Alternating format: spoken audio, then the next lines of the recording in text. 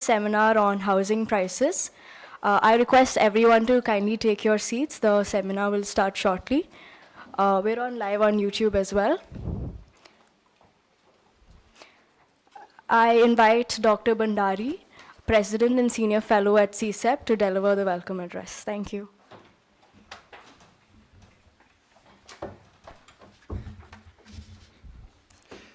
Thank you, Annie. Good evening, everyone.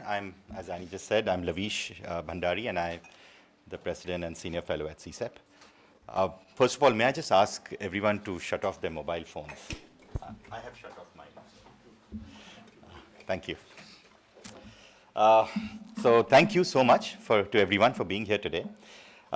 This is indeed, for me personally, a very exciting area of work, which is essentially on housing prices in India, how high and for how long. For me, not because I'm in the housing market, but more because this is an area that I have in the past worked on and failed miserably in getting it right. As the title suggests, the idea is to understand how property prices fluctuate, how they sustain, and where they are going. And to do justice to this, apart from the presentation were two of our most, how do I say, brightest researchers, we have an amazing panel, which I need not introduce, but I am going to introduce in established and time-honored Indian tradition. But before I do that, I'd like to talk a little bit about CSEP. We are an independent, non-political, highly research-oriented think tank who believe that policy needs to be informed not just by analysis of data that is around, but from an intersection of knowledge which is there amongst in industry, in civil society, in policy making, of course, and of course in academia as well. This intersection of these domains essentially give what we believe a much richer understanding of where policy needs to go. We have a range of areas. As I said, we are an independent think tank. We are rapidly growing, but as of now, we have teams which are working on, apart from urban real estate, on energy, sustainability, environment, health, education, trade and competition, foreign policy, and macroeconomics. I might have missed one or two, but broadly we cover a whole range of areas. And in each of these areas, it is always the policy making and research that go together. So you have policymakers working with our researchers, and we take great pride in also actually working and reaching across and getting industry to work with us, our people who have that experience. So, and this is also, of course, reflected in our panel today. So as I threatened, I will again welcome our really amazing panel. And let me first start with Dr. Nandita Chatterjee, someone that I have known of but have never had the chance to meet before for many years. She was previously the secretary of the erstwhile Ministry of Housing and Urban Poverty Alleviation. She is an IAS officer of the 1980 batch and has served in different capacities in the state and central governments and international organizations such as UNDP and WHO. Dr. Chatterjee has also served in the Ministries of Rural Development and Environment and Forests and has been at the helm of many important reforms such as RERA and PMAY. At present, she has been appointed by the Secretary General of the United Nations as an advisor in the realm of local and regional governments. Rishi Raj is the Chief Operating Officer of Max Estates Limited and has many years of international experience in research, analytics, consulting, corporate strategy, business strategy, and business building. Previously, he has worked at McKinsey & Company for 17 years as a global CEO of McKinsey's Center of Excellence and for strategy and corporate finance practice. Welcome, Rishi.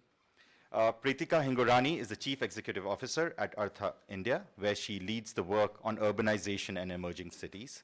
Previously, she spent several years at the IDFC Policy Group, where she worked on research spanning affordable housing, water, sanitation, rural development. She has a master's in city planning from MIT and from Massachusetts Institute of Technology, because there are a few other MITs as well these days.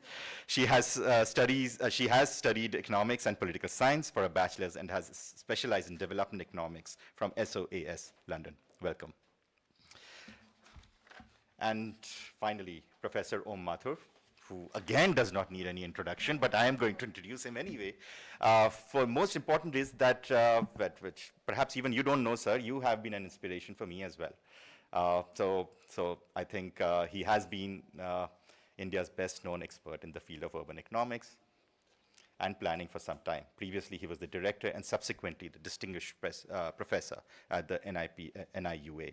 He has served as a senior fellow and chair urban studies at the Institute of Social Sciences and was the IDFC chair professor at the National Institute of Public Finance and Policy. He has been involved in policy making with the government and international organizations in several capacities, such as the member of the National Review Committee on Jawaharlal Nehru National Urban Renewal Mission. At present, he is the visiting senior fellow at CSEP and senior fellow at the Global Cities Institute, University of Toronto. Welcome, sir. I could go on. You know it. We have two bright young scholars amongst our brightest who will kick off the proceedings today with a short presentation on the issue of India's house prices. The work emanates from CSEP's working paper they have co-authored with Shishir Gupta. Nandini Agnihotri holds a bachelor's degree in economics from LSR, Delhi University. Her primary research focus lies with urban economics. Her previous research has explored the impact of mandatory disclosures on reducing information disparities in the Indian housing market. That sounds tough. She has also studied factors influencing the reporting behavior of English language media in the context of land and property conflicts. Annie George has joined us after completing her bachelor's degree in economics from St. Stephen's, Delhi. She has also served as a research fellow at Gautam Krishna Research Institute, a fellowship program at St. Stephen's Department of Economics, where she focused on measuring unpaid work done by women in the state of Kerala. Right. Shishir Gupta is a senior fellow and the chief operating officer at CSEP, so he holds great power. So we are all very, very careful of being nice to him. His work, I will therefore not crack any jokes on his this thing, but his work has focuses on many aspects of Indian economy, ranging from economic growth, governance, and institutions. I do suspect that Shishir is in the real estate market, which may have inspired this. So prior to joining CSEP in August 20, Shishir was with the McKinsey Global Institute for 14 years. He is an economist by education with an MA and MPhil from the Delhi School of Economics. Thanks. Thank you. So over to you.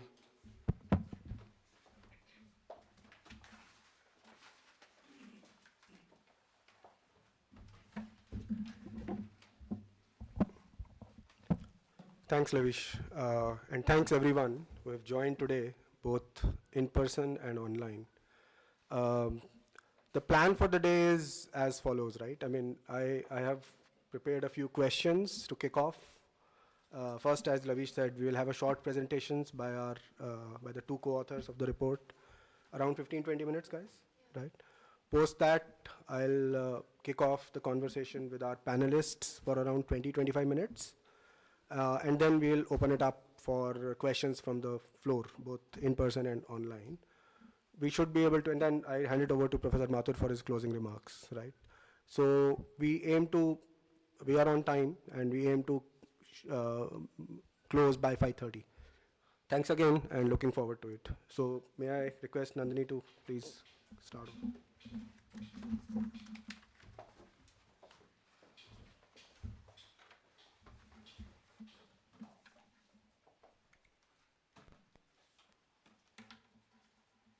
Hello everyone, and thank you for joining, both in person and also online. So access to decent housing is a prerequisite for a good quality of life. However, it remains unattainable for a significant portion of the population, as is evident from the fact that 17% of all urban households in India live in slums. The price-to-income ratio in India, which is a measure of housing affordability, is at a high of 11 compared with 5, which is the affordability benchmark in India. Now, given the pervasiveness of this problem, the government has launched many reforms and schemes to address the issue. For instance, there have been many subsidy-driven schemes, such as the Pradhan Mantri Awas Yojana and the Indira Awas Yojana, and also other reforms such as RERA and the digitization of land records and so on, that impact the structural issues present in the sector. Now, given the scope of this issue and the subsequent resources devoted to it, in this paper, we ask a fundamental question, which is how expensive really is housing in India and why? So as per the Parekh Committee of 2008, for the middle income group of households in India, the housing is affordable at a price to income ratio of 4 to 5. Therefore, at a PTI of nearly 11.3, housing in India is truly expensive. However, contrary to popular belief, it is not outrageously expensive, because as you can see here, there's a lot of countries in the developing world that fare far worse than India. For instance, Bangladesh at nearly 12, Brazil at nearly 17, and so on. While, of course, there are a lot of countries in the developed world that also have more affordable housing than India, for instance, the US, the UK, and so on. So we find that a key reason for high house prices in India is the semi-transparent nature of the real estate industry. So we use JLL's Real Estate Transparency Index, which you can see plotted here on the y-axis. The higher the index, the lower the transparency in the sector. So we use this measure, and we find that housing affordability, which you can see on the x-axis here, moves with transparency in the sector. That is to say that as transparency increases, housing becomes more affordable, and vice versa. So the PTI for the highly transparent group of countries here is 8, while the PTI for low transparency countries is 14, and India is currently in the semi-transparent group, and it fares the worst in the regulatory and compliance sub-pillar, which includes components such as land use planning, the digitization of land records and registry, etc. So there are 3 main structural reasons and symptoms of the semi-transparent nature of the industry that leads to high house prices. The first one is the lack of rigorous and credible land use planning and implementation. Land use planning in India is not granular and is often top-down in nature, as is evident from the floor space index policies in India, which control building heights. So in the second chart, you see the FSI map of Mumbai from a few years back, and in the first chart is the same for Manhattan. So you can see that in Mumbai, as is the case with many other cities in India, large areas of land and often the entire city is assigned the same planning norm instead of a more nuanced, phased, and location-specific approach. Whereas for Manhattan, you can see that it caters much more to location-specific requirements and is much more granular. So this lack of granularity actually leads actual land use, so what actually happens in the city, to deviate from planned land use, which leads to chaotic urbanization. And this problem is compounded by the fact that only 28% of all census and statutory towns in India have a sanctioned master plan in the first place. The lack of credible land use implementation becomes very evident when we compare some Indian cities with Singapore. So for instance, you can see here that taking the example of train lines, we can see that plans for train lines in Singapore come with a detailed implementation timeline with annual updates. In Gurgaon, for example, proposals for train lines or for metro lines, etc., do not come with such a timeline, and updates are often infrequent. As you can see from these newspaper headlines under Gurgaon, there are many seemingly sudden changes in planned routes that lead to a lot of uncertainty as to what will actually happen in the city and by when, with multiple bodies often working parallelly that leads to delays in projects among many other issues that cause overall confusion. Inefficiency in land use planning and implementation leads to constrained and unpredictable supply of land, which in turn leads to a less than competitive industry structure. So the average profitability in real estate over the years has not been abnormal, but as you can see from the first chart here, there are a number of big players in real estate that have over the years made a median profitability of over 20%. This dispersion is much higher than what is observed for other sectors such as IT, FMCG, textile, etc. As is shown in the second chart, house price growth and profitability in the sector actually move together. Therefore, the ability of some developers to make high profits can be attributed to their ability to command a premium on their product, which is housing. And this premium, among other things, often is because of their access to good parcels of land with infrastructural connectivity, a resource that itself is very scarce, particularly because of faults in land use planning. Now, the third factor that leads to high house prices is the presence of a shadow economy or unaccounted income. So there's not a lot of avenues for one to park unaccounted income in India. However, real estate provides a safe haven for this due to its opacity and its ability to accommodate large sums of money. The share of shadow economy and the PTI move together with a correlation of 0.57, as you can see in the first chart here. That is to say that as the share of unaccounted income increases, housing becomes increasingly unaffordable, and vice versa. Therefore, it's also no coincidence that real estate is a very popular asset for investment and for storing wealth in India. You can see from the second chart that 77% of all household wealth in India is stored in real estate, compared to 62% for China, and even lower for many other countries we compare them to. Thus, housing is expensive in India due to a multitude of structural reasons. But contrary to popular conception, returns on housing or the growth in house prices has not been inordinately high across the past few decades. So if we look at the returns from real estate over the past 3 decades, which is the first graph here, at 9.3%, it falls very much in line with returns from other assets like gold at 9.2 and Sensex at 13.5. This in turn is very similar to the pattern we observe in many other countries, as you can see from the second chart, where total returns on equity, for example, are more than the total returns on housing by an average of 2%, which holds true for India as well. Thus, housing is expensive in India, that is true. However, it is not in a bubble because the price growth over the years has not been supernormal.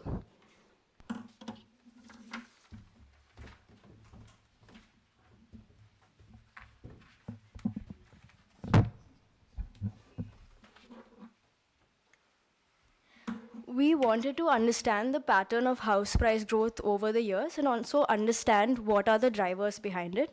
In this slide, we see that house price growth has moved in cycles in the past 30 years.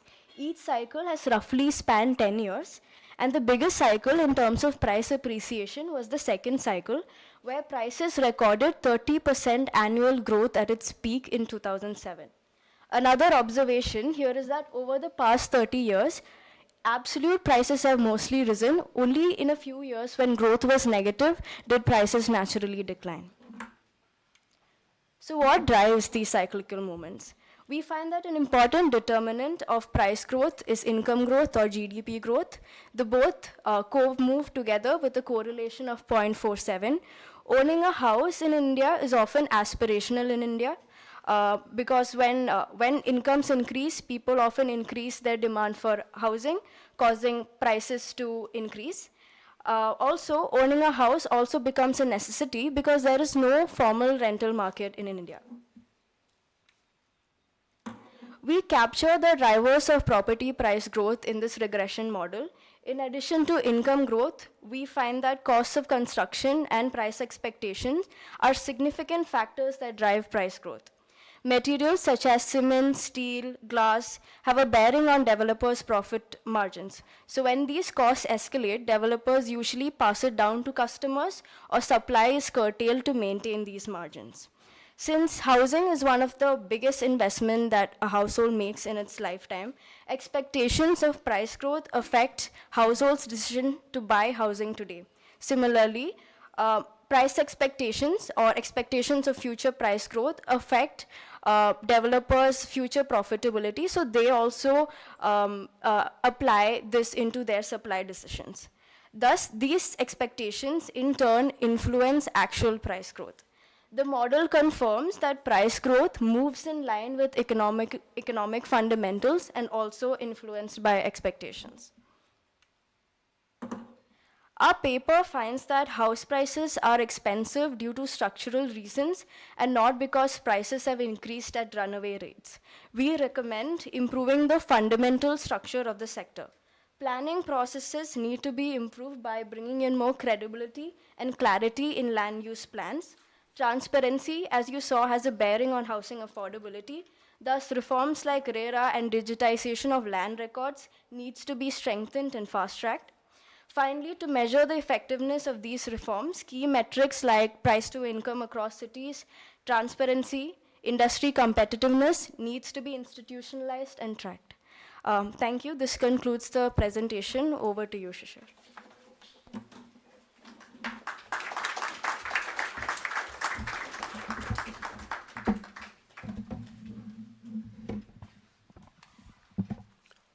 Thank you, Nandini and Annie, for a sharp presentation. You very much on time. So what I intend to do now is to pose a few questions to our panelists, right, to kick off the discussion. I'll pose it to each panelist, but others can pitch in with a brief comment, right, or observation in case they have. So let me start with you, Pritika and Rishi, right? Do you agree with the central thesis of the paper that it is lack of credible land use planning and implementation that is one of the key reasons why the market in the real estate industry is not competitive enough, and hence houses are expensive, right, in India? And what are some of the three, four things that the government or industry can do to change the equilibrium to a more affordable house price equilibrium? Whoever wants to go first between the two of you. Okay, thank you, Shishir. Great to be here. I totally agree. I think the findings and the recommendation of the research paper is spot on, and I can say that with the on-the-ground experience that we as a real estate development company, Max Estate, which is new in the game, we came into real estate only in 2016-17. Let me make that point by giving you a couple of on-the-ground data, which will make it even loud and clear. So there are two issues. One issue is lack of supply. Second issue is inconsistent supply.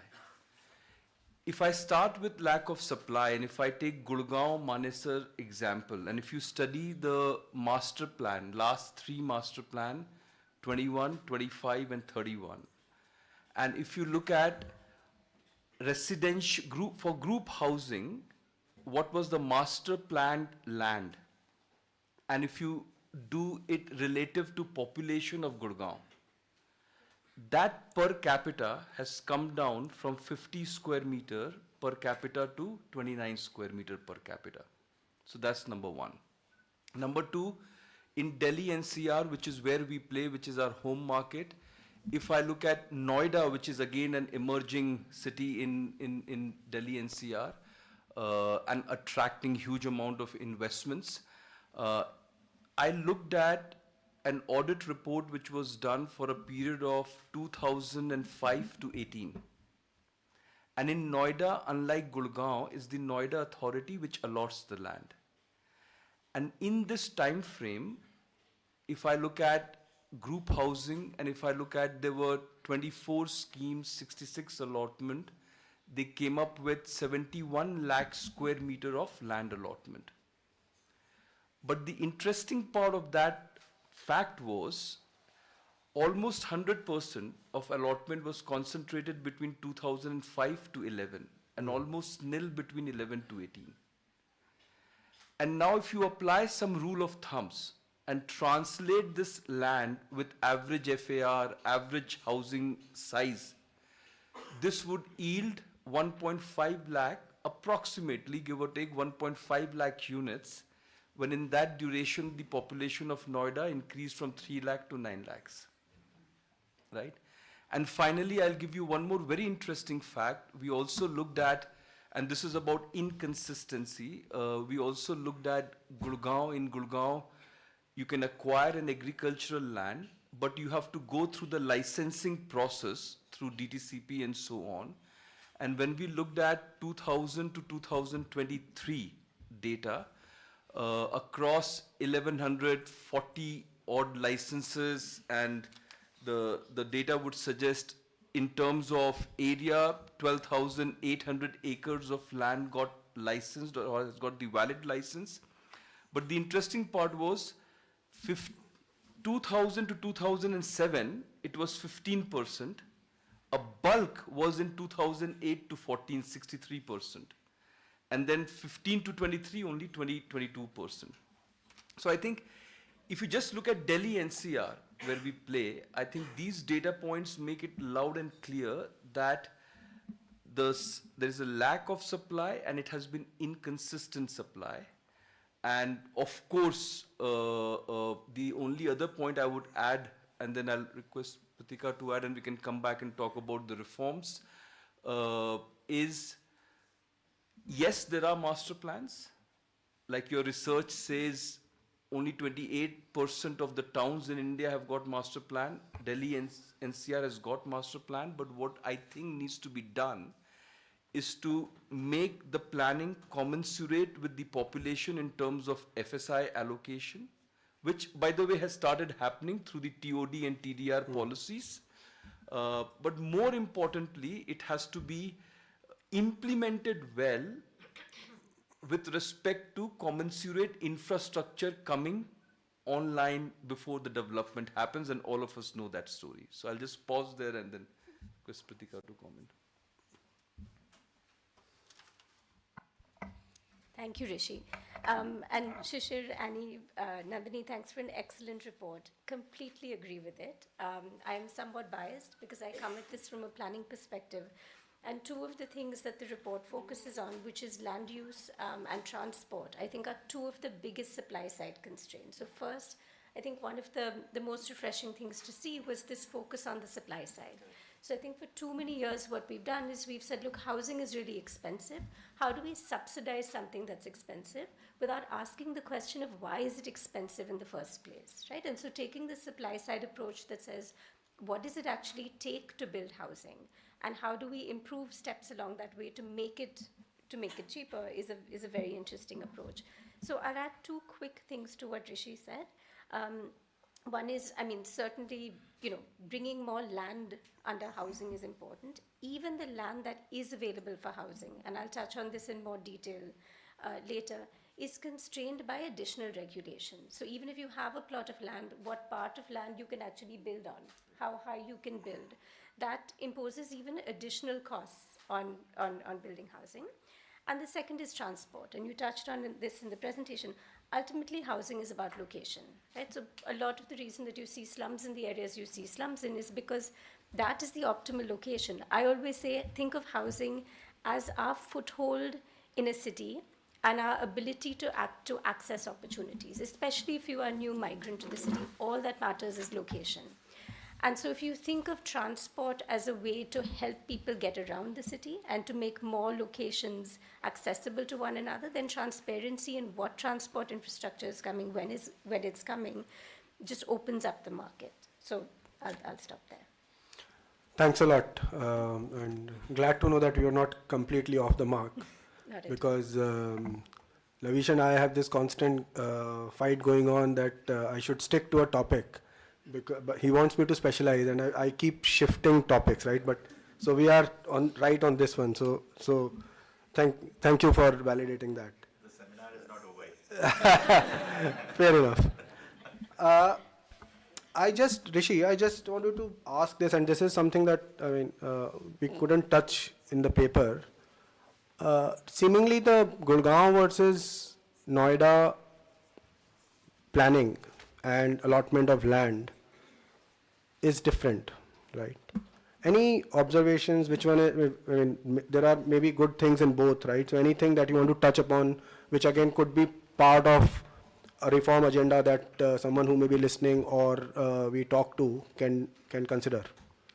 Yeah, I'll give you one practical insight on the ground, because we keep on searching for land which parcels, can be developed yeah. in the right location.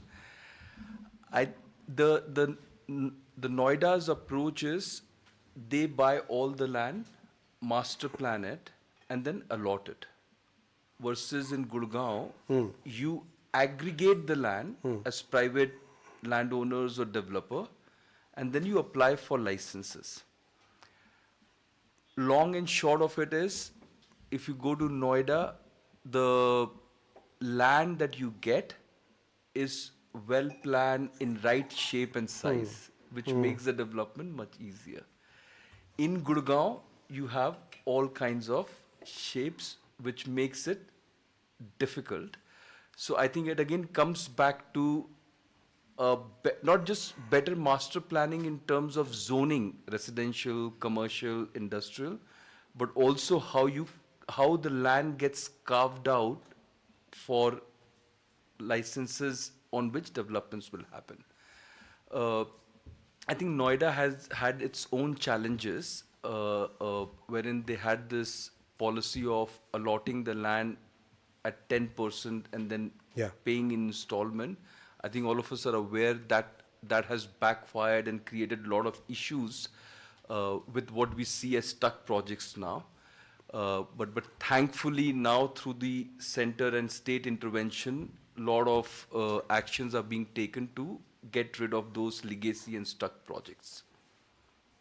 Thank you. That actually, because this is something that I wanted to understand, but we ran out of time, so this is very helpful. Pritika, anything that you want to add from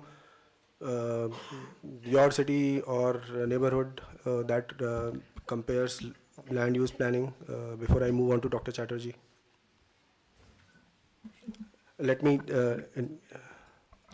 So I think this question of land assembly and neat parcels of land is a really important one. So we're going to add, I mean, our existing cities are going to expand. I mean, we all know this. India is urbanizing and will urbanize in the next 20 years. So the question of how we bring new peri-urban land onto the market is a very important one. And so in 2014, we had set up, we were then IDFC Institute, we had set up one of the first geospatial labs in India. And all we were doing was looking at the quality of peri-urban growth. And it's interesting because I think we looked at 17 cities in India and 200 cities globally. What you see for most Indian cities is that growth is very haphazard. And so assembling land on the periphery becomes difficult. I know, but most cities in Gujarat actually, they've been doing this for 30 years now. And they will always admit, they took the town planning scheme from Bombay Presidency back in the day. So this is an old practice.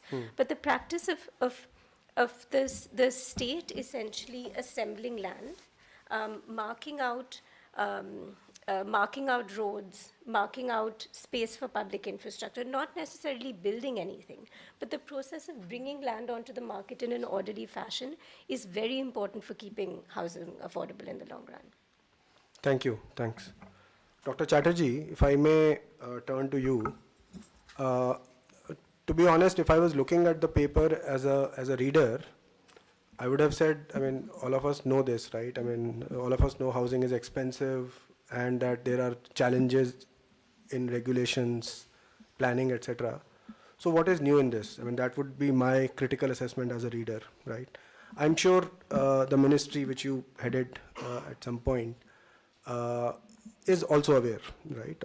So I want to understand from you, it's a, I think, blended question. One is, why is it so difficult for us to make meaningful reforms? And second is what Pritika said, right? That our housing schemes are largely subsidy driven, which involve, depending on the scale of the scheme, lakhs of crores, right? As opposed to if you take the reform route, it is in a way costless because it lets markets function much better. So if you could shed light on that, thank you. First of all, good evening, and thank you for having me here. Thank you. Our pleasure. See, at the outset, I will qualify the proposition that government efforts toward affordable housing has largely been based on subsidies. We will have to go back to the JNNURM of 2005, which had highlighted, and I see Professor Mathur smiling, the government's conscious efforts at introducing reforms in the urban sector. In fact, the focus was on city development plans. This was followed by the Rajiv Awas Yojana, which had a very significant component of slum-free city plan of action. And even the Pradhan Mantri Awas Yojana, which is the present mission under operation, it starts with the concept of the city-wise housing plan of action. So if you look historically, the government's emphasis has always been on urban planning. But to make affordable housing a reality, it's vital to have an adequate supply of land. Now, to do this, you must have suitable spatial and settlement planning. Criticality of land being what it is, this poses a challenge to urban planning. So very quickly, if I can, if I'm so permitted, I will just enumerate a few challenges Please. that an urban planner would face if he or she was expected to lay out a roadmap for affordable housing. The first aspect that I would like to highlight on is the legal framework. Now, we have the Land Acquisition Act of 1894. What happened? It constrained land supply on account of protracted litigations, leading to extremely costly compensations which overrode the market value. So this was replaced in 2013 by the Right to Fair Compensation and Transparency, Rehabilitation and Resettlement Act. It could be a very good idea to have a research study on the efficacy of this in making land available for public purpose and at what cost. But then we had the Regional and Town Planning and Development Law of 1985. We also had the Municipal Law for Municipalities of 2003.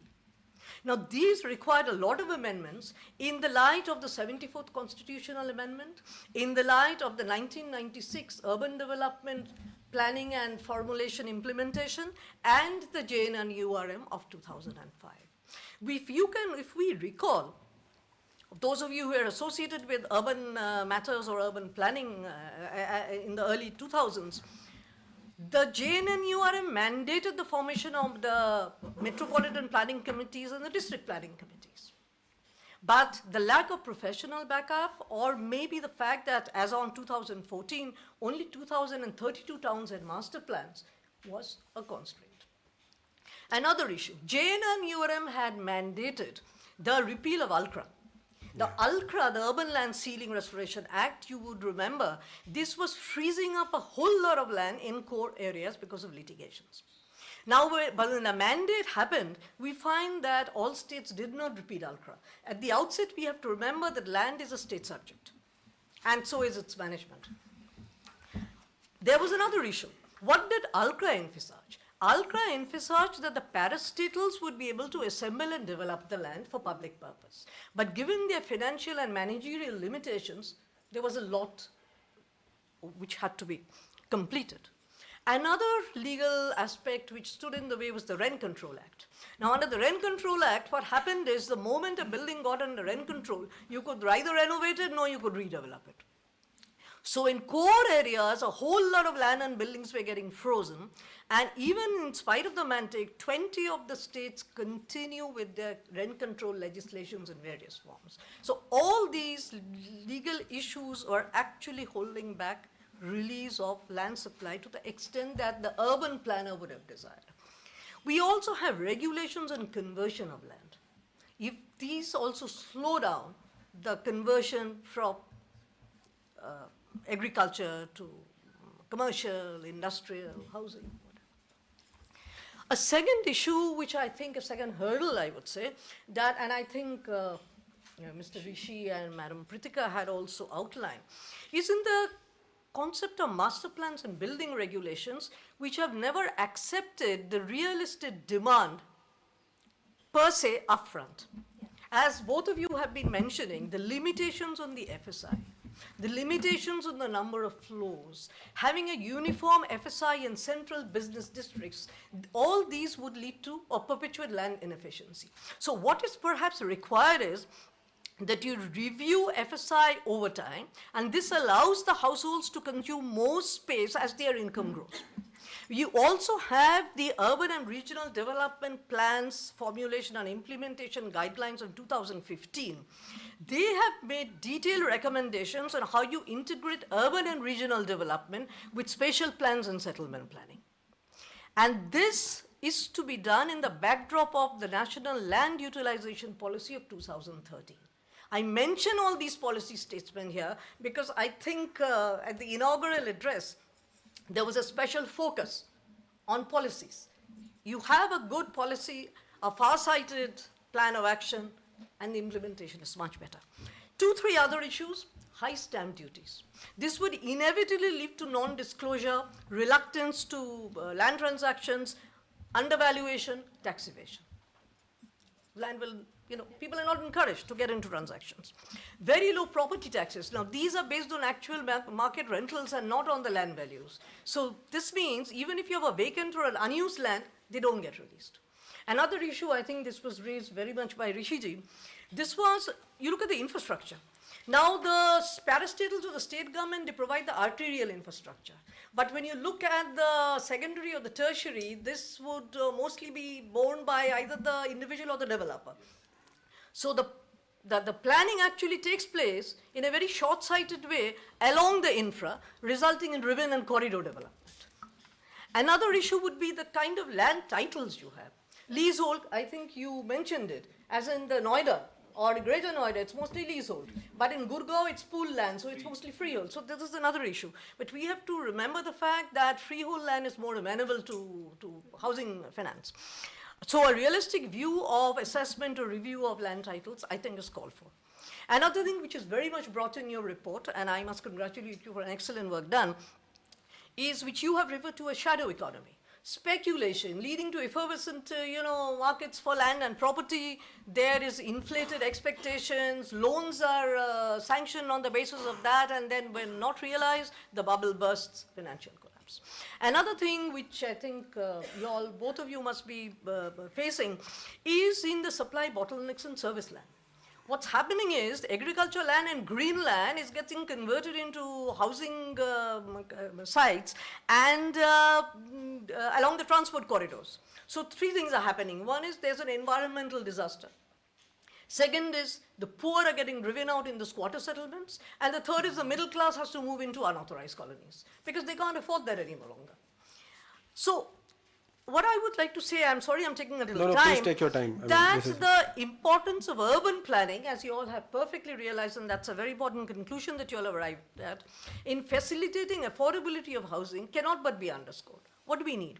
There's a need for significant increase in land supply, for affordable housing, more intensive use of land in the core areas, resource mobilization from urban land, leveraging land for the purpose of generating of resources, more availability of service land, and try to protect the interests of the urban poor by granting them some property rights. I think these would be the primary challenges, but this could also be some of the solution for the urban planner. I think, thank you for giving a comprehensive answer. But let me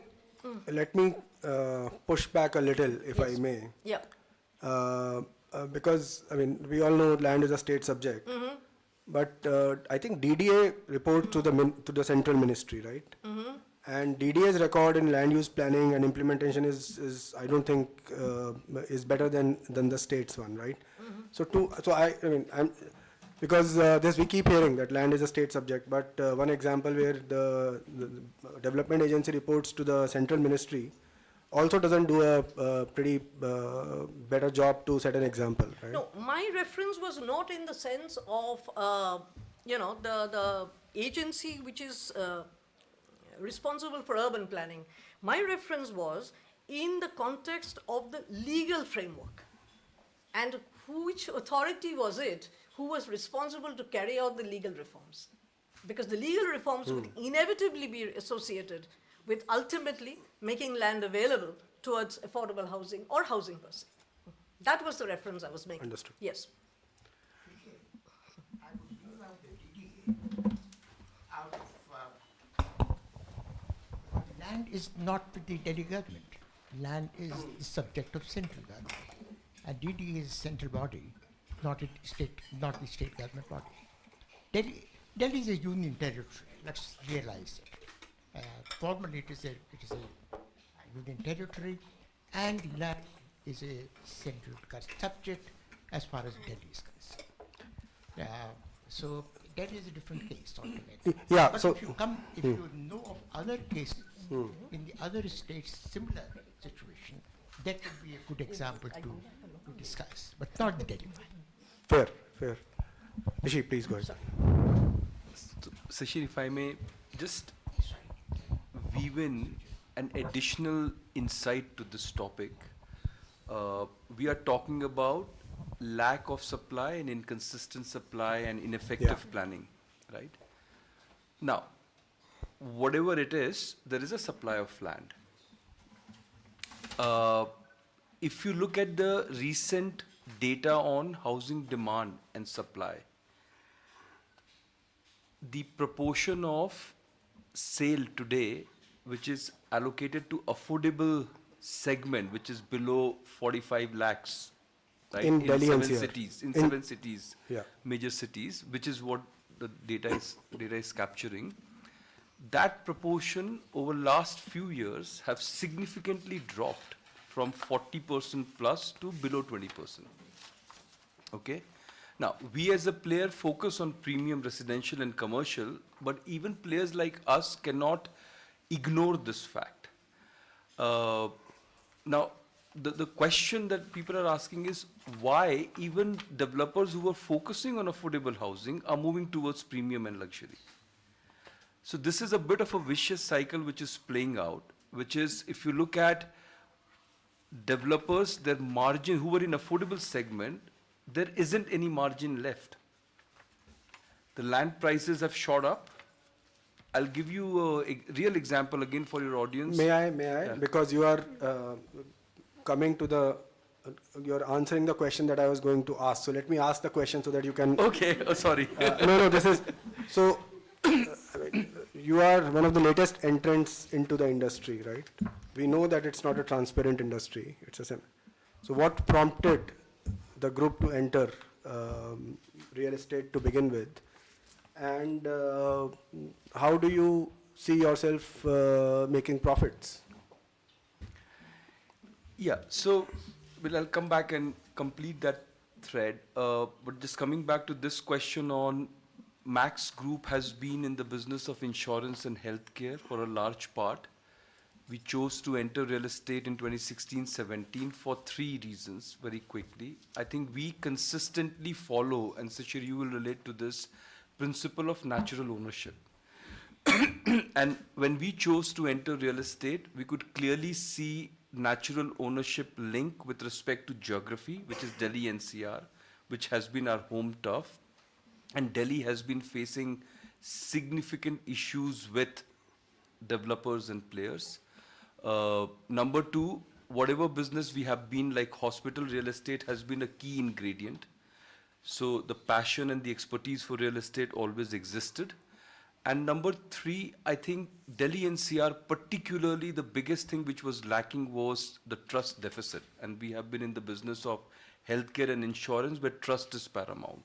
So that led us, but I think there is a big market opportunity when we looked at Delhi NCR. Just to give you another fact, in 2011-12, at least on paper, credible names, there were 125 developers in Delhi NCR. In 2017-18, that number came down to, and this comes back to your competitive question, to 30. Today, it's less than 5. Right? If you really look at who is accounting for sales and launches in Delhi NCR. And number 3, I think we keep on talking about location as a key success factor in real estate. Yes, it is, but it is not all that is important. What is now important is product quality. And most important now, where we saw the gap, was the experience which was being provided to end consumers. So the entire focus on experience, consumers' well-being, right from design to operations, we saw pathetic quality which existed in the market. End users didn't realize what they can expect from office development, right? If you talk about in Delhi NCR and if you ask people to talk about top office buildings, people will say handful, right? So those were the reasons for us to enter. To your profitability question, see, the way we look at real estate is, and whenever we evaluate, and it is becoming tougher and tougher, whenever we evaluate any investment, greenfield investment opportunities in residential, across the life cycle, one would like to look at 25% cash margins, but this is across the life cycle, which is 4, 6, 8 years, which translates into a pre-tax IRR of 20 to 25%. For a greenfield opportunity, which is fraught with risk, you would expect at least that. You said pre-tax. Pre-tax. Okay. In commercial, one would look for yield to cost because we don't sell commercial, we do only build to lease, 13 to 15% yield to cost, which again translates into 20% plus kind of a pre-tax IRR. So that's what you look at. But in residential, simple math has been land cost 1/3, construction cost 1/3, and you end up making 1/3 of profit. That is getting challenged today because land costs have gone up, construction costs have gone up, and that 1/3 is becoming compressed because of many of these reasons.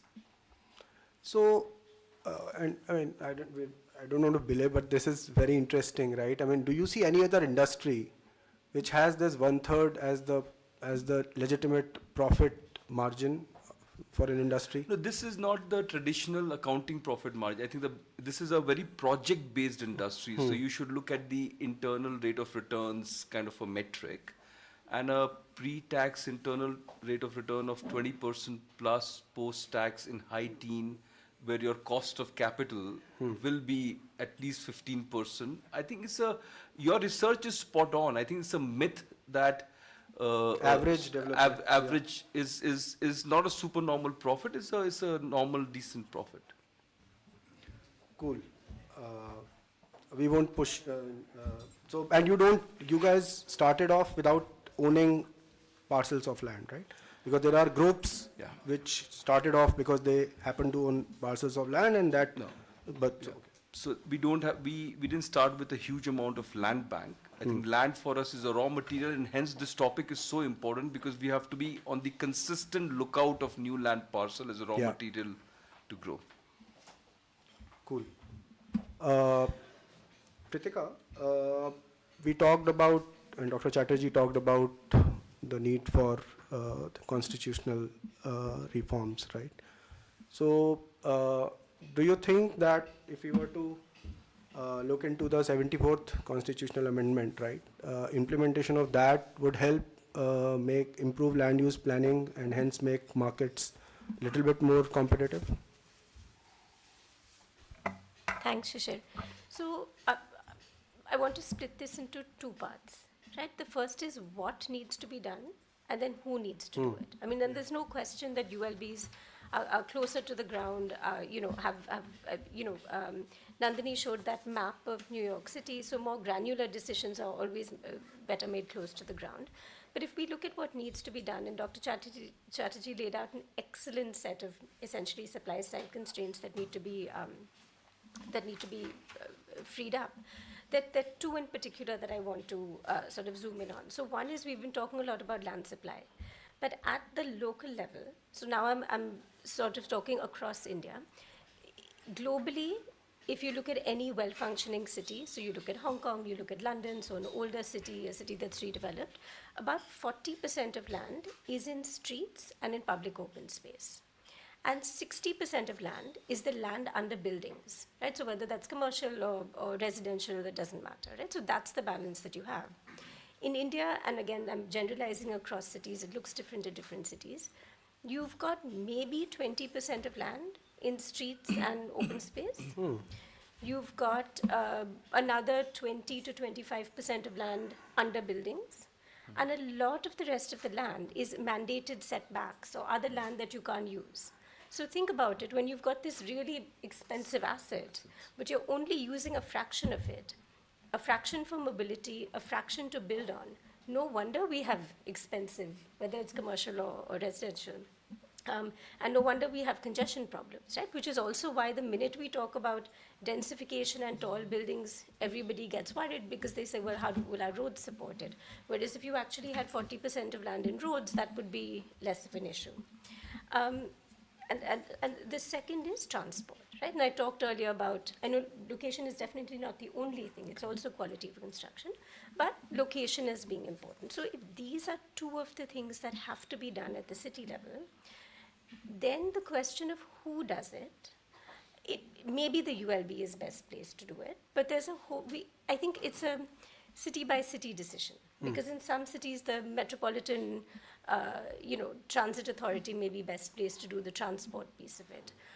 There may be stronger agencies. So I'd separate the two. Certainly, so if you look at London, for instance, land use and transport planning happens at the metropolitan level. Granular decisions on FSI, for instance, happen at the local level. So I think every city has to come to its own institutional arrangement. Closer to the ground is always better. But large decisions like transport and land use planning need to be made at a regional and metropolitan level at least. Thank you. I do want to talk about the elephant in the room that we tried to talk about, which is the shadow economy, right?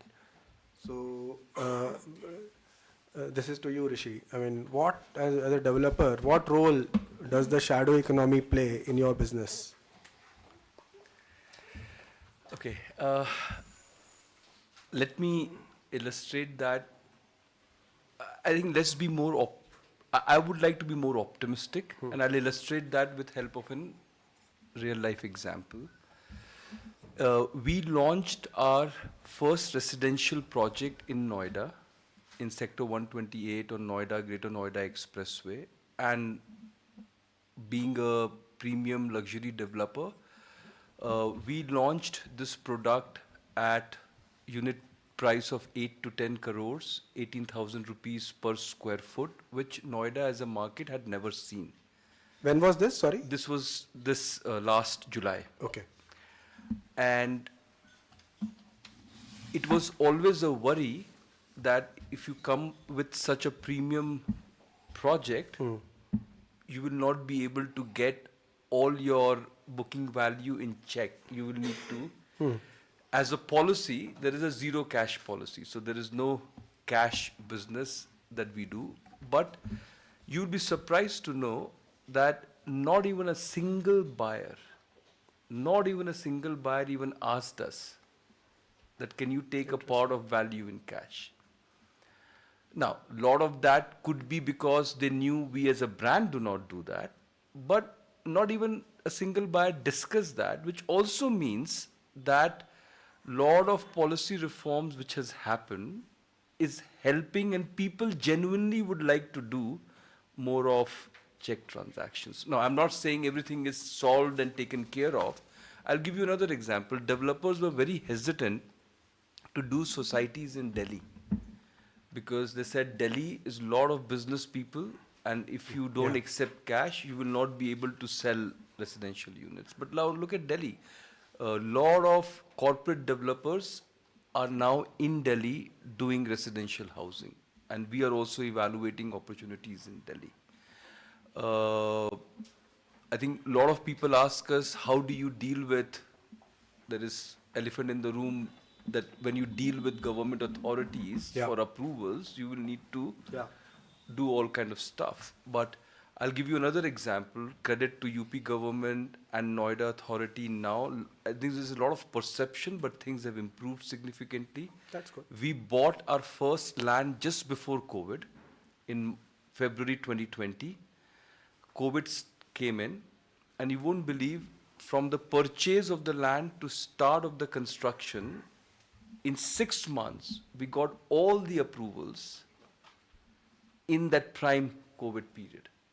So I don't think all is that bad or negative. I think things are genuinely improving. So if you have the intent to, I think it's easy to take shortcuts, but if you have the intent, I think there is a space for players like us. And who would be your typical buyer? Is it the first time buyer or the second or the third time buyer? And the reason I'm asking this is because, as we showed, right, as a country, if you look at the right-hand panel, right, India, I mean, 77% of household wealth is in real estate. And real estate does not give supernormal returns. So I'm just curious, right? I mean, who would be your typical buyer, and any thoughts on this? On the commercial side is built to lease, and given that we typically come at premium because of the quality and experience, these are multinationals as well as leading domestic players and we don't face any such issues there. On the residential side, we have just done one residential project. We will be soon launching in Gurgaon in July. But given the price bracket, most of them are either who are looking for upgrade.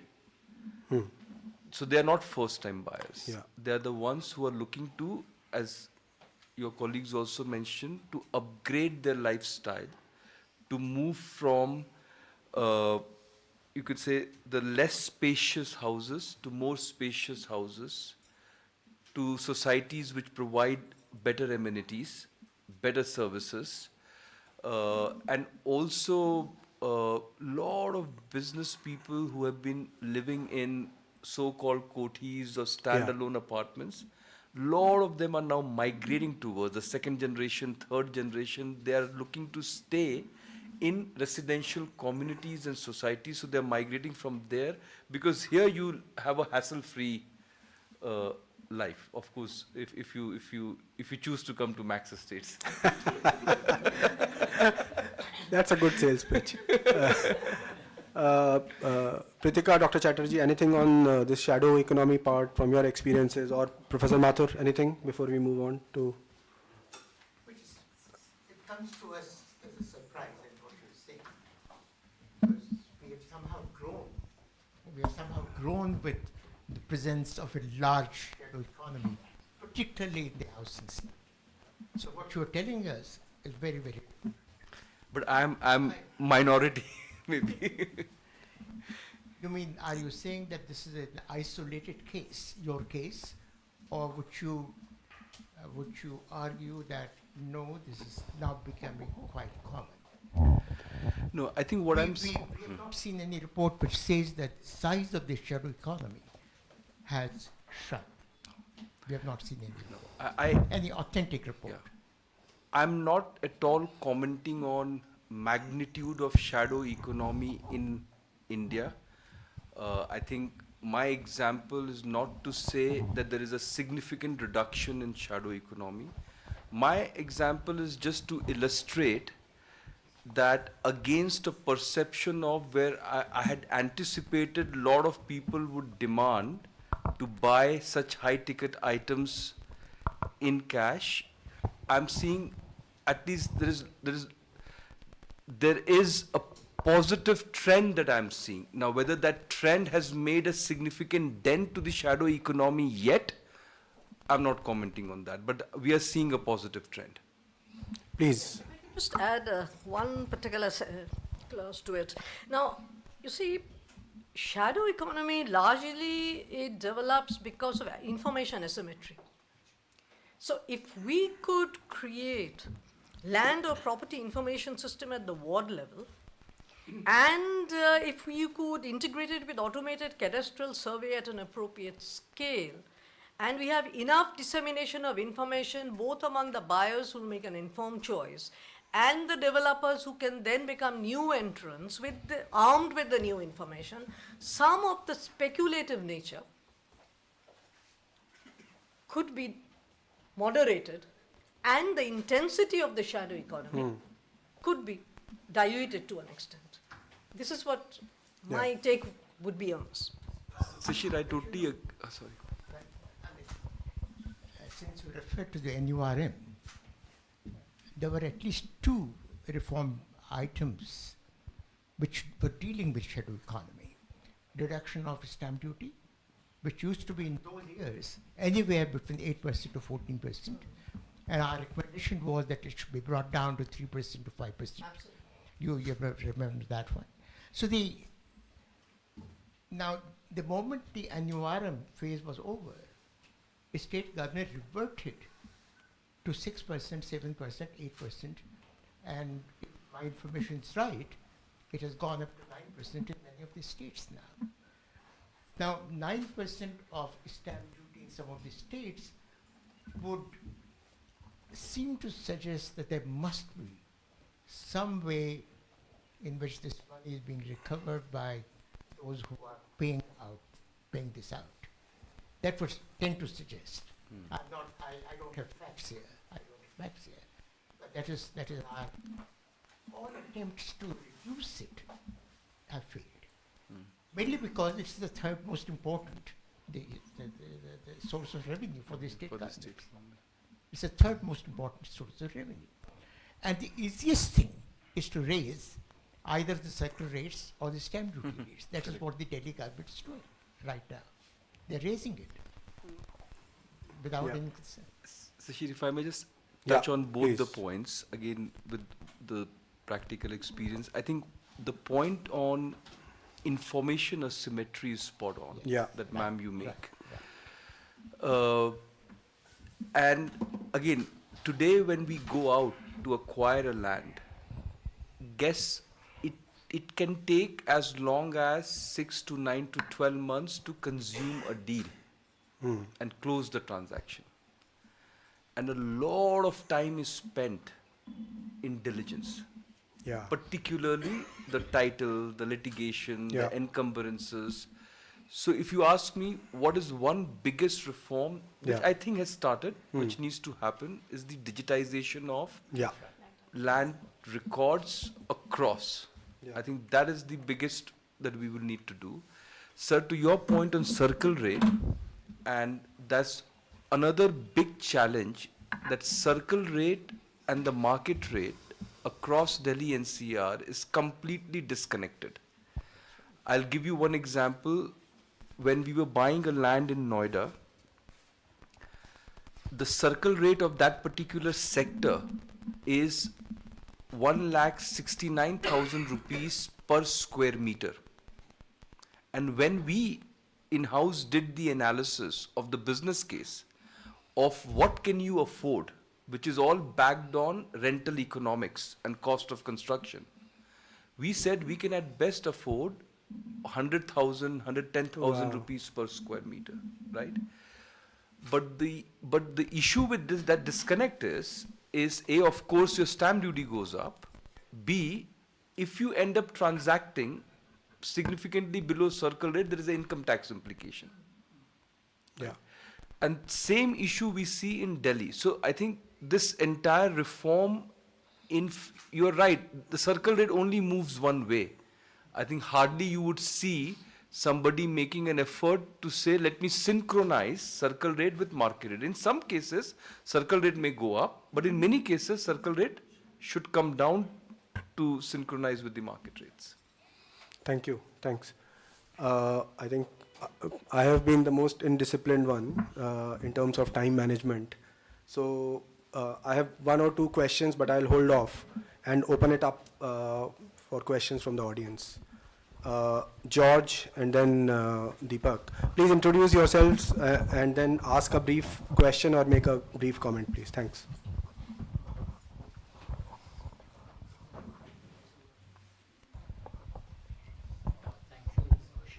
I'm George Scalia, journalist and a proud former CSEP. I have two observations. One is from an anecdotal perspective, the middle class people, youngsters in particular, seem to be buying more than one house, 2 and 3 houses. So is that contributing to the rise in prices? Second is that we have a large number of failed projects in NCR in particular. How are there any policies that can be done to alleviate that so that the supply side can be increased? Thank you. So we can maybe take Deepak and then. Deepak Maheshwari from CSEP. So my question is about the term, the unit term which is used by developers called square feet. And just a few days back, one of the secretaries, sitting secretaries in the government of India said that what square feet measurements mean in Gurgaon can differ from Delhi to Noida to Bangalore to Hyderabad, etc. So what's your take on that? Thank you. Rishi, you want to, I think one is a preference question that George asked, right, which is youngsters buying more than one. But I think there was a deeper, a more policy-oriented question on what is happening to the failed projects and to Deepak's and anyone else if they want to pitch in. Yeah. So maybe let me start with the last one, square foot. I'm not from a traditional real estate background. After McKinsey, when I joined Max and then entered into real estate, and we were in this commercial office business, right? And my team said, we lease on super built-up area basis. So when you say square foot, one of the metric which is highly abused is what is called super built-up area. There is no science behind super. There is a science behind super built-up area, but when you go deep into it, you find huge amount of inconsistency in the way people define super built-up area on which they will charge residential pricing or commercial rentals. And hence, a lot of reforms are happening, particularly on the residential side, where the truth that you cannot deny is the carpet area, right? So if you look at what RERA has said, even in your agreement to sell or agreement to transfer in Noida, you have to very clearly mention carpet area. So I think things are moving in the direction of creating more transparency into what you are buying. And sooner than later, I hope we will see the same on the commercial office side as well, that instead of super built-up area, you start moving towards the carpet area and a standard definition of carpet area. On the failed project, if you look at the statistics, a large part of that is in Noida, Greater Noida, a large part of the failed project. And a lot of that had to do with the allotment scheme, where incumbent and historical developers bought one land by paying 10%, sold, and then deployed that money to acquire more land. And one of my biggest learning in the real estate is all of us forget that this is a cyclical business. When I talk to all our partners in the market, everybody thinks that this cycle will stay forever. So anyway, but in terms of policy, I think there is this Amitabh Kant committee report which has come up with recommendation on how to deal with the stuck or failed project, including the project which are in NCLT under Insolvency and Bankruptcy Code. I think they have made a lot of recommendation in terms of some one-time settlement or waivers because of NGT ban or waiver because of COVID lockdown. And as we speak, in Noida, we are seeing on the ground a lot of developers engaging with Noida Authority in leveraging that particular policy to find solutions. Hopefully we will see in coming months many stuck projects to get released and many home buyers whose registrations were pending to happen, but it's still miles to go yet. Yeah, also glad that you mentioned RERA, because I think it came during Dr. Chatterjee's reign as the secretary of the ministry. Please go ahead, Dr. Chatterjee. I'd like to respond to the two issues. First, I'll take the second question, that is what happens to failed projects. Now, one provision in RERA is there, that you have to make complete disclosures under section 34C of whether it's a defaulting promoter, whether it's a project that's been revoked, whether it's penalized, and so on. Now, in the event the project is stuck or it fails, the primary provision is the allottees would be given the first opportunity, the right of preemption, as they would say, to try and pull together and complete the construction. If that is not feasible, then the regulatory, the authority of RERA, they will now try and seek options from other developers to come in and complete the project. Now, that's one. I'll go back to the issue you raised on that committee. It's called a special window for completion of affordable and middle income projects. The acronym is SWAMIH, SWAMI. And what I have on my records is this is primarily set up for funding stalled projects, as you had said. Till now, 342 proposals benefiting 2,18,699 allottees, has been unlocked with a funding of 94,634 crores. Now, this is what I have on record from my sources. So there are two parallel ways of looking at this. One is the policy intervention through RERA, which is a legal framework, and the second is a more administrative executive process where you actually come in and bail the stalled projects out. I'll try to answer your first question. Now, it's very interesting that you raised it. I was wondering if somebody is going to raise this, because, see, affordability is a very relative concept. When I was the housing secretary and I had to face a large number of questions, everybody would ask me, what's an affordable housing? And primarily, we talked about those groups who qualified under LIG, EWS, and even middle class when we gave them the CLSS, the interest subsidies, which basically range from an income of 3 lakhs to 18 lakhs. But I have put on record a CBRE report, the Coldwell Banker Richard Ellis report of November 23, which says from January to September 23, the demand for luxury housing, that's 4 crores and more, has reached a 10-year high, registering a high of 97%. In fact, it goes back to your issue, yeah. And on the other hand, flats costing less than 50 lakhs have come down from 1,17,000 to 97,983 from 22 to 23. Now, some of the reasons could be, one is some people look at it as a rewarding investment prospect, because a second or a third house is usually for investment, not so much for residence per se. The need for post-pandemic living. There are incentives like smart houses. You just use your mobile and the facilities are there. Then encouraging housing loans. Aspirations in the upwardly mobile. Then you have, of course, the HNIs, the NRIs, who are pushing up this demand.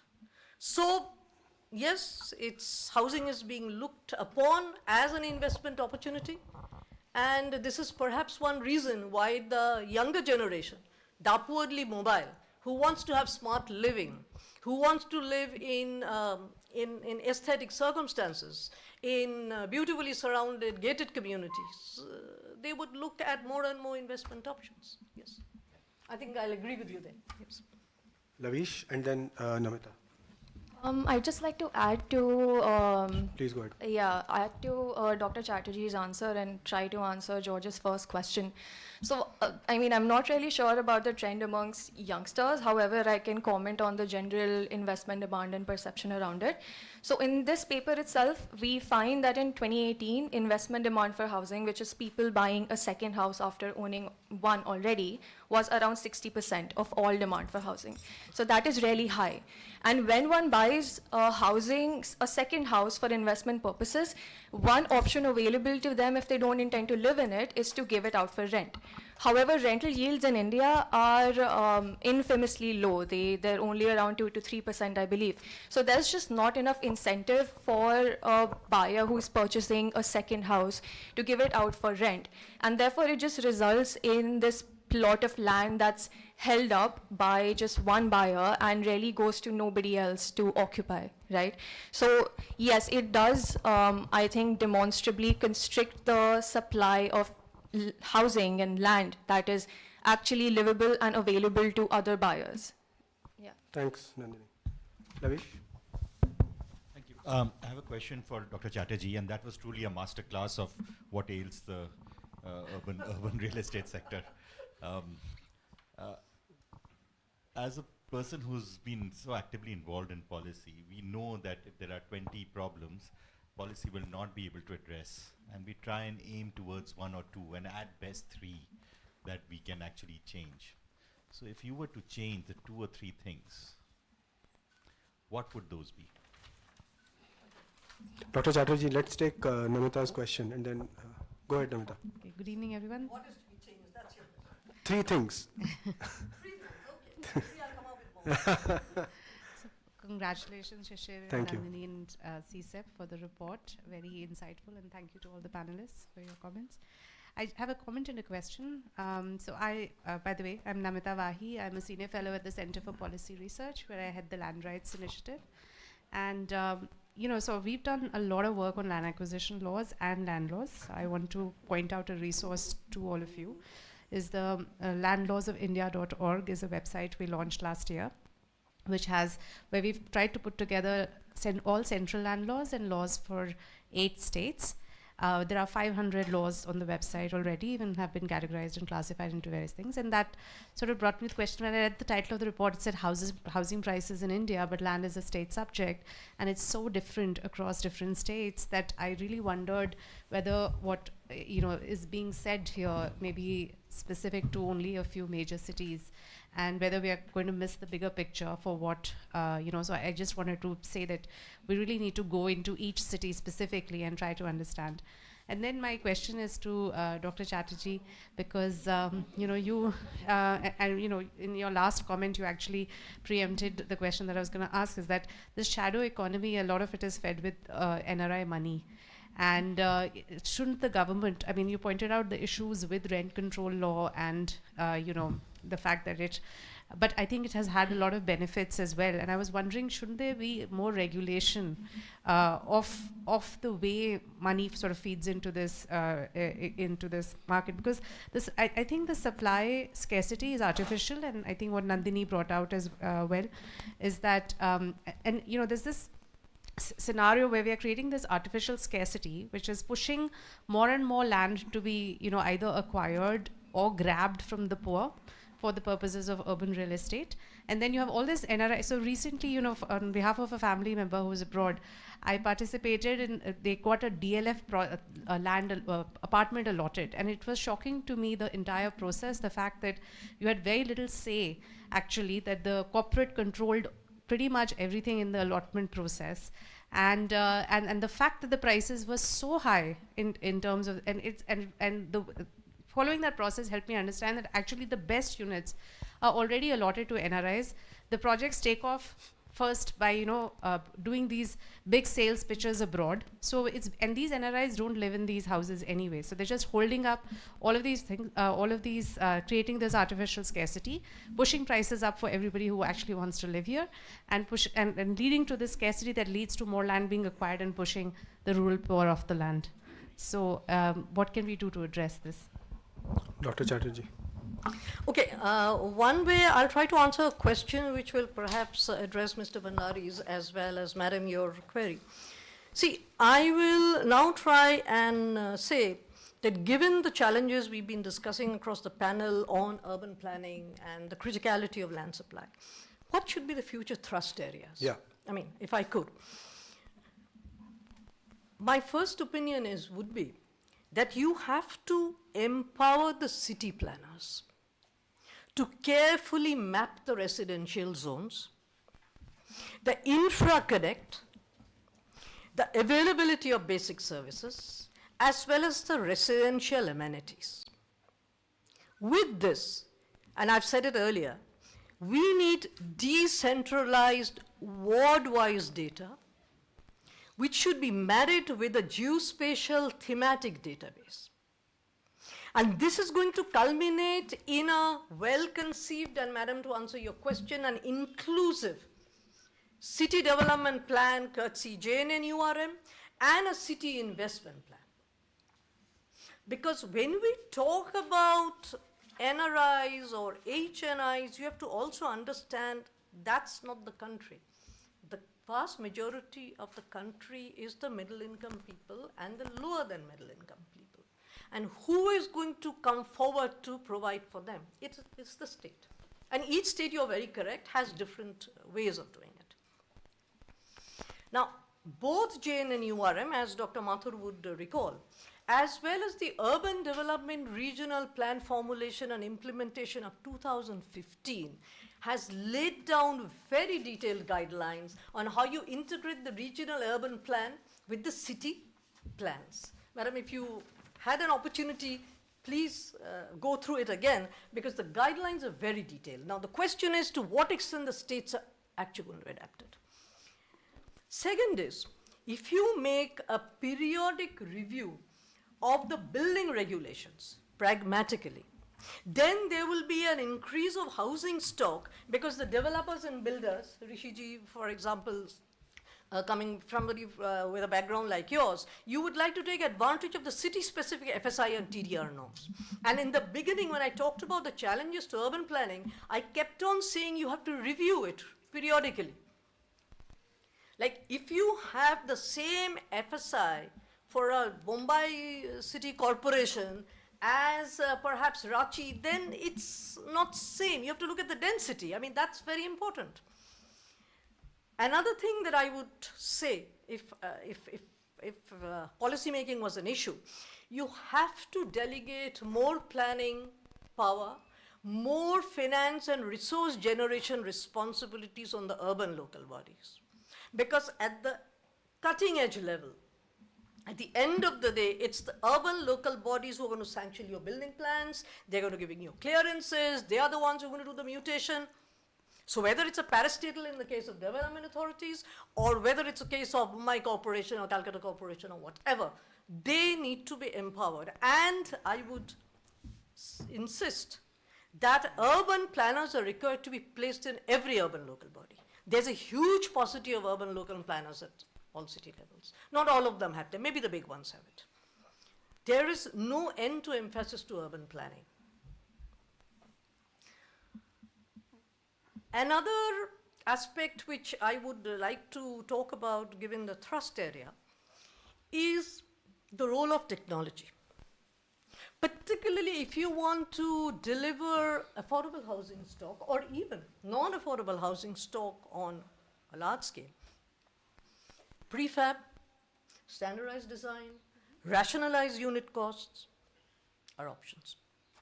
The private sector could play a big role in coming into PMAY in the verticals of the slum rehabilitation and the PPP affordable housing projects. They could even pilot rental housing options. We have AI today, artificial intelligence. This could help in site surveys, project monitoring, project management, access to finance. Another issue which has not been discussed till now, but I think I'll bring it in as a devil's advocate, is REITs and InvIT, the real estate investment trusts and the infra investment trusts. These are the ones with portfolios of real assets, commercial real estate assets as well as infra assets. These could actually assist in long-term investment financing.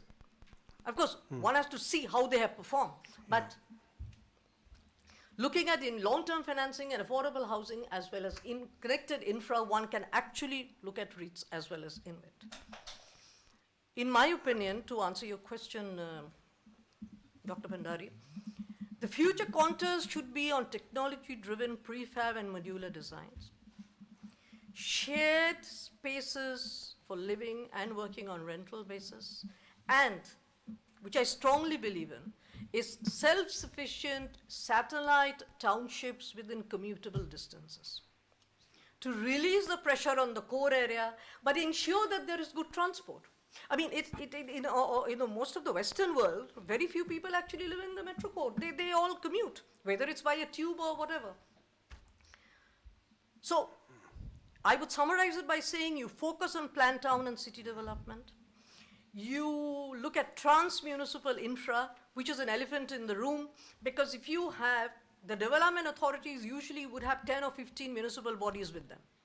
Now, if there's a water supply project, it's not necessary that that water supply projects will cater to only one. So it has to be trans-municipal, an arterial road which runs.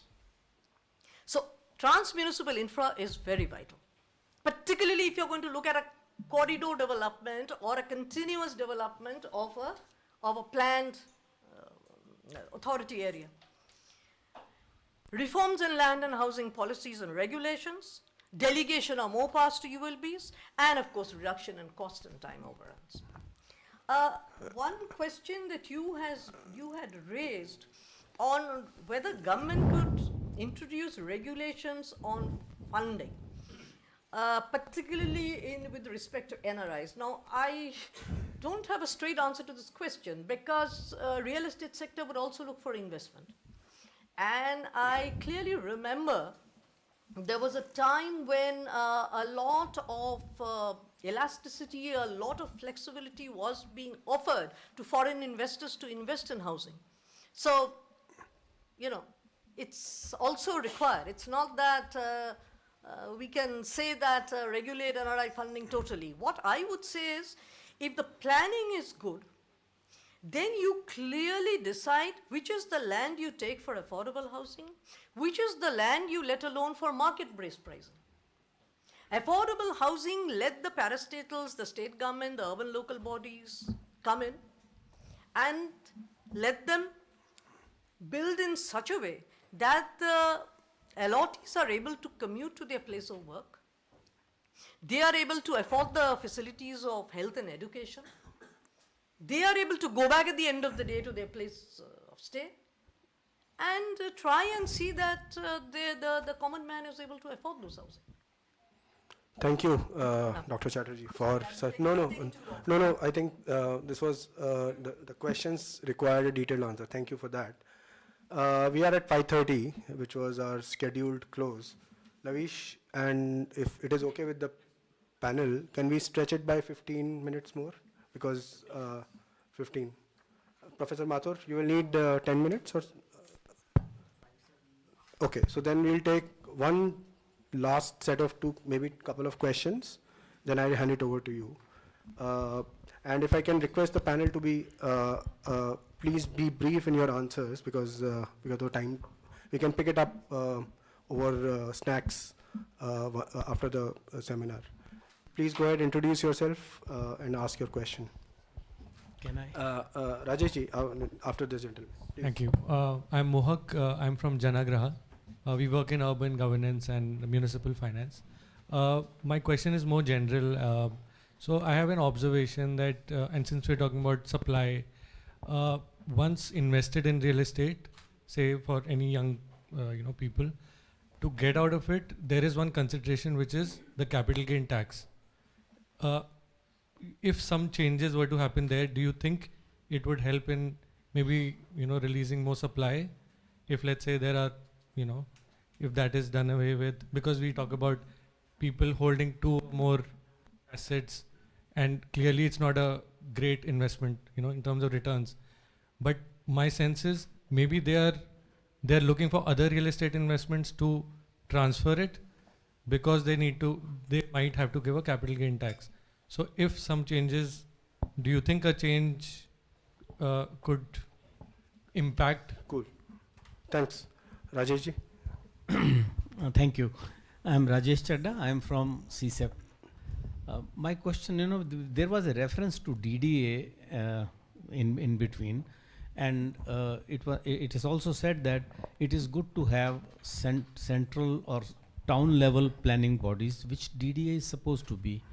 So I have two observations, not in detail, that DDA once accepted multi-thousand or multi-lakh applications for land allotment in a particular area in Delhi, which was to be met by 1994, 81 to 94. The situation is that that promise has not yet been met. Instead, there have been affordable houses created in same area or far away without any civil amenities, and I don't know how many million worth of rupees have been spent on that. Nobody is living there. The houses are dying their own death. So if the central body like DDA, which is supposed to be town planners, cannot plan the town, even having the master plan, then God save the smaller towns. Devapata. Yeah, it's very simple mathematics kind of, was going through my head. So, Mr. Raj said affordable housing is 45 lakhs. And the mathematics that works for him is 1/3 land cost, 1/3 construction cost, and 1/3 profit. So 15 lakhs land cost, right? Roughly, I mean, let's just, very simplistic. May And my I, question is to sorry, Dr. Chatterjee. Nandita, Just we can very exchange. question. No, we can No, exchange. just- Just I'm ask your question. yeah, quickly. sure. I'm just cognizant of the time. And that 15 lakhs happens to be also the affordability limit for a EWS household who has an income of limit of rupees 3 lakhs, right? So straight away that 15 lakhs, the land cost should be ideally 5 lakhs, not more than that. Dr. Chatterjee, my question to you is that through all the host of reforms, right, that has been going on in the country and very strong impetus by the government, how realistic really do you see, and where is that gap that it has not so far even happened, even with, now 9 years of PMAY and so many years of JNNU-RM before this? So what really needs to be done on the implementation front? That's my question. Dr. Chatterjee, again, because I'm just cognizant of the time now, so you can take. Yeah, so maybe you can give a quick reply to these questions, right? And then we can pick it up for detailed conversations over tea, coffee. Thank you. A very quick answer would be that yes, again, as I began saying, the criticality is in the land supply. The devil is in the detail. Now, when he says, 15 lakhs or whatever, if more land is made available, and if it is based on if you recall, I also referred to the National Land Utilization Policy. Then the availability of land being more, we would expect the land prices to gradually settle at a level which would ultimately try and bring down the cost of affordable housing to an extent. Secondly, to answer your question, one of the verticals in PMAY is CLSS, which actually tries to bridge the gap with housing loans at a subsidized, with a subsidized interest. In fact, if I recall correctly, we had even gone up to the level of MIG housing, where MIG 2 was supposed to be a category with 18 lakhs of income. And they were also being given subsidized interest to enable them to purchase some of the more reasonably priced houses in the market. So there'll be two ways to answer your question. One is make more land available, if necessary, within commutable distances, with interconnect, satellite townships where people can move and live at a fairly dignified level. The second is, yes, try and encourage the aspiring classes to avail of housing loans which are more user-friendly or which are more borrower-friendly to fulfill their aspirations. This is the way I can answer your question. Please, Rishi. I think whatever said and done, land at the end of the day will be a scarce resource. A better planning, a consistent supply of land will help, but I think we as developers will also need to take the responsibility of significantly bringing down cost of constructing the houses. Now, some of that is not in our control because it is commodity price driven, which is more global or at India level decided. But I agree with Dr. Chatterjee's remark on use of technology. I think if you look at real estate sector, and if you map real estate sector on the digitization score, it is right at the bottom. If you look at IT spending in construction, is right at the bottom. Prop tech is today where fintech was 2 decades ago. So there is a huge scope of bringing digital and IT to streamline the cost of construction and make cost of supply more affordable. Pritika, I'll add very one quick. very quick point. Yes, please. Because we talked about bringing down the cost of construction. The other issue that's been plaguing particularly the affordable segment is regulation, right? So the requirement for, say, 1 or 2 parking spots. And so I think there can be rationalization there as well, which is to bring down those requirements. So, thank you so much, guys. I mean, to the panelists, to the audience. I mean, this was intended to be a discussion, right? I mean, we can't solve it, right? But my high-level takeaways are, a lot lies still with the planners and the state. Heartening that, Rishi, that things are improving, right? What I also, one thing that struck me is, again, the Noida example, that you can actually, a lot of times we hear that there is not enough capital or money available to develop infra before you sell, right? But Noida, I think, Noida is doing the reverse. So I think there are some interesting things that are happening. We just hope that we continue in that direction. Before I hand it over to Professor Mathur for his closing remarks, I just want to say thank you so much, Professor Mathur.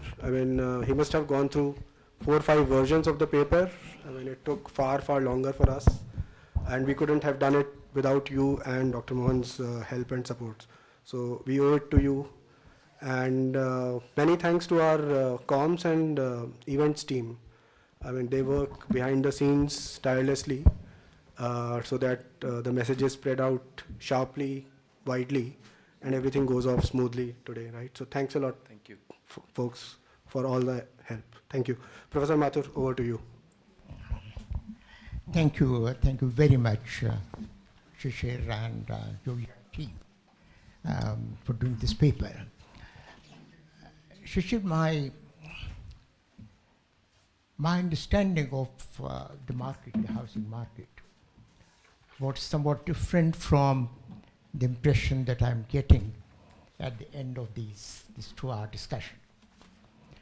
My impression was that there's a greater disconnect in the housing market, in the sense that we are placing more and more emphasis on high-level, high-income housing units compared to where the demand actually exists, which is the low-income segments of population. What is coming out is that the 2011 census showed that we have vacant housing at the high-income levels, the surplus, and we have a huge deficit for the low-income housing at the bottom. So the housing market has become far more complex today than what it was possibly in Dr. Chatterjee's time, just about 10, not even 10 years ago, 7, 8 years ago, maybe 10 years ago. I was also sort of looking at you mentioned some of the figures with respect to the cost composition. My recollection is that in the 70s and the 80s and the early 90s, if we take 3 components of the cost, which is the land cost, the wages, the labor cost, and the capital cost, building materials, and so on and so forth, the proportions in those years used to be that 25% was land, about 15% was wages, and about 65% was the capital cost, because of the controlled economy that India was in those years. Steel was not available, cement was not available, so all of that. Today it has reversed completely. Today the land cost is 65%. The construction cost of the capital is roughly about 25-30%, and the balance about 15-20% is the wages part. So it is becoming, and we don't know whether we have reached a point where it is this composition that we will deal with, or whether the changes are going to come in this cost composition as well. So it is very different today than what it used to be. This is the first point. The second point, picking up from what Dr. Chatterjee said, 2 points in fact. One is the politics of reform. And I will give the specific example of one of the reforms from the NURM period, which was the abolition of the Urban Land Ceiling Act, which had come in 1976 as part of what Mrs. Gandhi at that time as Prime Minister said, Garibi Hatao. And that act fitted very well into the policy framework that the then Prime Minister was setting out, no more than 500 square yard or 500 square meters. When NURM came, and it was made one of the conditions for accessing aid. I remember my meeting with in West Bengal, where the minister said, look, it was a CPM government. Look, we can't do that. I said, well, then you lose the aid. He said, no, and that was your Ashok Chakravarti was the minister. That's right, he was the minister when I met him. He said, look, it does not fit into the political framework of the government. And you are asking us to do precisely what our government cannot do. But instead, what we will do in order to access aid was that we will put a heavy tax on those landlords who have more than 500 square meters of yard of meters of land. I don't know whether that was done by, but Dr. Chatterjee was able to convince us in the meeting that yes, we. I was the urban development secretary, right, facing him across right. the table. And we in fact wanted Rasgulla at that time itself in the meeting, but she said we'll do that later. But the second example also came of this from Maharashtra. Maharashtra government did sort of say that yeah, we are abolishing it. We are abolishing it. After about a year or so, we rang up Mr. Deepak Parikh to say that now land must be available in Maharashtra because this has come. He said, oh, not one bit. I said, what has happened? He said, all cases have gone through the court. And so land remains unavailable for the low-income households, which was the original intention under the Urban Land Ceiling Act of 1976. So this is the second point that I wanted to make. And the third point is we have really not discussed regulations, the land market, and how the land market distortions are affecting the prices. We don't really have much of data on land market distortions and how they impact housing, particularly the housing prices and your paper, but we have been talking about it. If you have access to the first plan and the second plan, right from the first 5-year plan, we have been saying that the land market distortions are severe in the country. There's nothing that you can get done, whether it is whatever you might call it, but you can't do it. The issue there is the moment they assume for a minute the regulations are some calculations which have been done show that the formality in this market would increase the prices to a level where no one would be able to afford it. There would be monopoly or oligopoly as far as land is concerned. Those trends will come in and land market would become even more difficult from the functional point of view.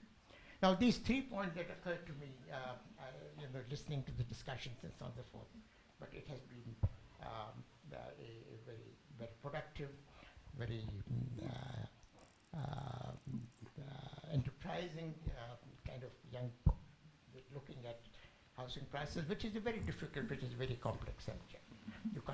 You can't really explain why are they rising and why are they declining, and you yourself say that the cyclical behavior of housing prices has set in. But thank you very much. It was a very interesting thing. And I'm glad that we could get Dr. Chakravarti from Calcutta and Pritika from Mumbai, and of course our colleague from Delhi itself, Mr. Rishi. Thank you so much, Professor Mathur. Please join us over high tea. Thank you.